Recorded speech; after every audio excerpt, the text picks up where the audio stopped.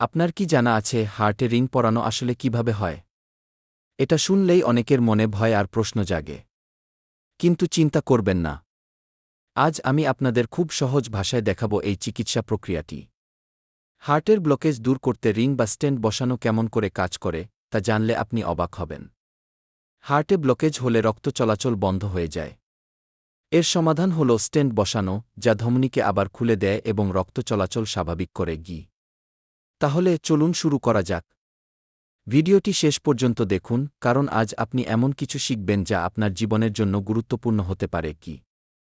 হার্টে রিং পরানোর প্রক্রিয়া সহজ ভাষায় জানুন।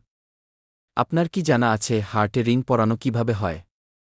আজকের ভিডিওতে আমরা সহজ ভাষায় দেখাবো এই গুরুত্বপূর্ণ চিকিৎসা প্রক্রিয়াটি।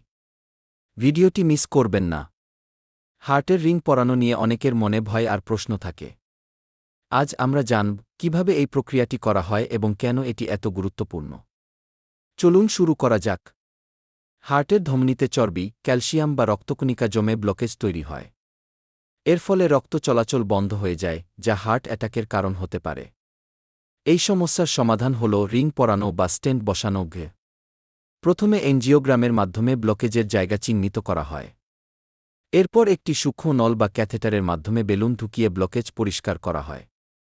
তারপর সেই জায়গায় ধমনী খোলা রাখতে একটি মেটালিক রিং বা স্টেন্ট বসানো হয়। এটি ধমনীকে স্বাভাবিক অবস্থায় রাখতে সাহায্য করে। এখন বাংলাদেশেও রোবটিক পদ্ধতিতে স্টেন্ট বসানো হচ্ছে, যা আরও নিখুঁত এবং নিরাপদ। এই পদ্ধতিতে ডাক্তার দূর থেকে রোবটের মাধ্যমে পুরো প্রক্রিয়া পরিচালনা করেন। এতে সময় কম লাগে এবং রোগীর ঝুঁকি কমে যায়।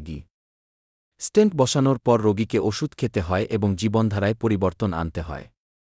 নিয়মিত চেকআপ করাও খুবই জরুরি, যাতে ভবিষ্যতে সমস্যা না হয়। বন্ধুরা, এই ভিডিও যদি আপনাদের কাজে লাগে তাহলে লাইক দিন এবং কমেন্টে জানান আপনার মতামত।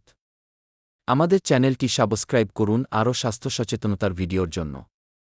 দেখা হবে পরের ভিডিওতে। বন্ধুরা, আজ আমরা জানলাম কিভাবে হার্টে রিং পরানো হয় এবং এটি কেন এত গুরুত্বপূর্ণ।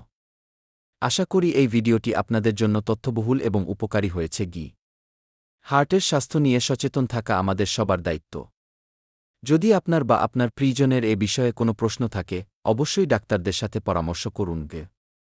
এই ভিডিওটি যদি আপনাদের ভালো লেগে থাকে তাহলে লাইক দিন এবং কমেন্টে জানান আপনার মতামত। আর আমাদের চ্যানেলটি সাবস্ক্রাইব করতে ভুলবেন না, কারণ আমরা নিয়মিত এমন গুরুত্বপূর্ণ বিষয় নিয়ে আলোচনা করি। পরবর্তী ভিডিওতে দেখা হবে নতুন একটি বিষয় নিয়ে। আপনার হার্ট সুস্থ থাকুক, ভালো থাকুন।